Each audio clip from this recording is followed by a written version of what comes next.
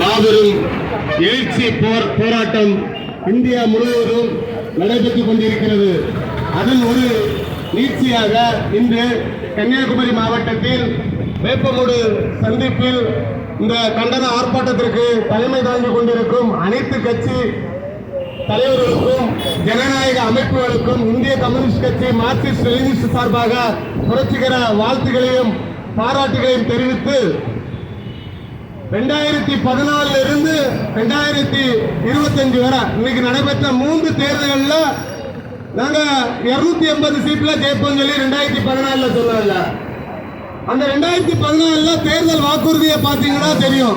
இந்திய மக்களுக்கு கருப்பு பணத்தை ஒழிப்போம், கருப்பு பணத்தை ஒழித்து ஒவ்வொரு வங்கி கணக்கிலே 15 லட்சம் ரூபாய் போடுவோம், படித்த இளைஞர்களுக்கு ஆண்டுக்கு 2 கோடி பேருக்கு வேலை வாய்ப்புகளை உருவாக்கி கொடுப்போம், பெட்ரோல் டீசல் விலை உயர்வை பாதி விலைக்கு கொடுப்போம் சொன்னாரா. ஆனா அவங்க சொன்ன தேர்தல் வாக்குறுதியை எதுவுமே நிறைவேற்றாம தொடர்ந்து இந்தியாவின் பொது சொத்து நிறுவனங்களுக்கான இந்திய ரயில்வே, இந்திய விமானத்துறை துறைகள், கப்பல் துறைமுகங்களை எல்லாம் அடிமாட்டு விலைக்கு அதானிக்கும் அம்பானிக்கும் இந்தியாவினுடைய பொது சொத்துக்களை எல்லாம் விற்பனை செஞ்சாங்க. அது மட்டுமில்லாம இந்தியாவில் அவனுடைய ஆட்சியில் RSS சித்தாந்தம் அவன் சொல்றான், நாங்க தான் எந்த தேர்தல் வந்தாலும் நாங்க தான் ஜெயிப்போம். ஏன்னா அவன் மக்களை சந்திச்சு அவன் ஓட்டு கேட்பது கிடையாது. அவன் குளறு படி செஞ்சு வாக்குல கள்ள ஓட்டு போட்டு EVM மிஷினை வச்சு அவன் என்ன செய்யறான், தேர்தலில் வெற்றி பெறான். இன்னைக்கு எதிர்கட்சிகள் எல்லாம் தொடர்ந்து போராட்டம் முன்னெடுத்து நடத்திக்கிட்டு இருக்காங்க. இந்திய தேர்தல் ஆணையம் அதுக்கு என்ன செய்ய மாட்டேங்காங்க, போதிய விளக்கம் கொடுக்க மாட்டேங்காங்க. இந்தியாவில் அடிப்படை வசதியான கட்டமைப்புக்கு வீடு வசதிகள் இல்லாம ரோட்டோர இருக்கக்கூடிய மக்கள் எல்லாம் சீரோன்னு சொல்லிட்டு அட்ரஸ் இருக்கான். அவன் சொல்றான் தேர்தல் ஆணையத்துல ஆதார் கார்டோ இல்ல ஸ்மார்ட் கார்டோ இதெல்லாம் வச்சு அவன் என்ன செய்ய மாட்டேங்கானா, ஓட்டுக்கு எலிஜிபிள் கிடையாது. இதெல்லாம் யாரு கொடுத்ததுன்னு கேட்டா இந்திய அரசாங்கம் கொடுத்தது, மத்திய அரசாங்கம் கொடுத்தது. ஆனா அவன் இந்தியாவில் ஒரு ஆட்சியை பிடிப்பதற்காக குறுக்கு வழியில தேர்தல் ஆணையம் தொடர்ந்து செயல்பட்டு இருக்கு. இதை ஜனநாயகவாதிகளும் அரசியல் அமைப்பு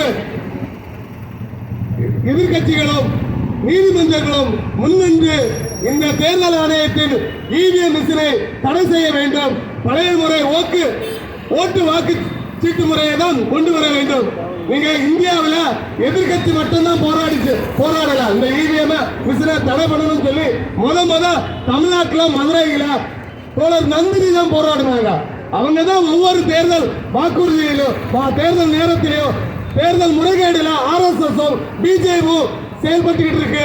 நீங்க எதிர்கட்சி தலைவர்களை சந்திச்சு தோழர் நந்தினி தனிப்பட்ட முறையில அவங்க ஒவ்வொரு எதிர்கட்சி தலைவர்களையும் சந்திச்சு EVM மிஷினால பேக் பண்ணி அவங்க தேர்தல் முறைகேடு பண்றாங்க.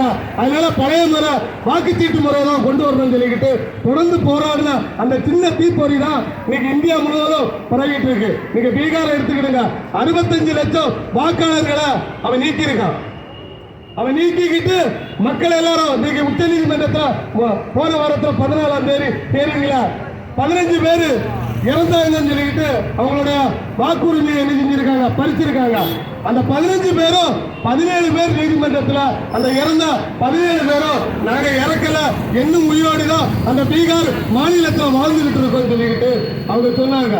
அதுக்கப்புறம் தான் என்னாச்சு, உச்ச நீதிமன்றம் கடுமையான கண்டனத்தை தெரிவித்து தேர்தல் ஆணையம் முறையாக நடக்கலனா இந்த தேர்தல் ஆணையத்தை கலைப்போம் சொல்லி உச்ச நீதிமன்றம் தன்னுடைய கண்டனத்தை பதிவாக சொல்லிச்சு.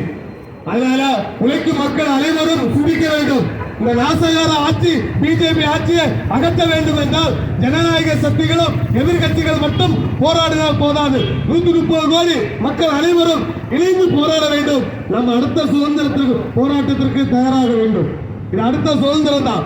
நீங்க எல்லாரும் நினைப்பீங்க 1947 ஆகஸ்ட் 15 சுதந்திரம் கிடைச்சிட்டு நினைப்பீங்க. அப்படி எல்லாம் கிடையாது. இன்னைக்கு ஒரு வெள்ளக்காரன் இருந்து கொள்ளைக்காரன் கொண்டு போய் ஆட்சி செஞ்சிருக்கான். கொள்ளைக்காரன் மட்டும் இல்ல, கொலைகாரன். இன்னைக்கு எதிர்த்து எவெல்லாம் பேசுறானோ அவனை எல்லாம் என்ன செய்வான், அவன் கொலை பண்ணுவான், படுகொலை பண்ணுவான். அதனால சிந்திச்சு மக்கள் அனைவரும் நம்மளுடைய அடிப்படை உரிமைகளை பெற்றெடுப்பதற்கு ஓட்டுரிமை தான் நம்மளுக்கு பெரிய ஆயுதம். நம்ம கேட்கணும்னா ஓட்டுரிமை எல்லாம் சுதந்திரத்துக்கு முன்னெல்லாம் நமக்கு ஓட்டுரிமை கிடையாது.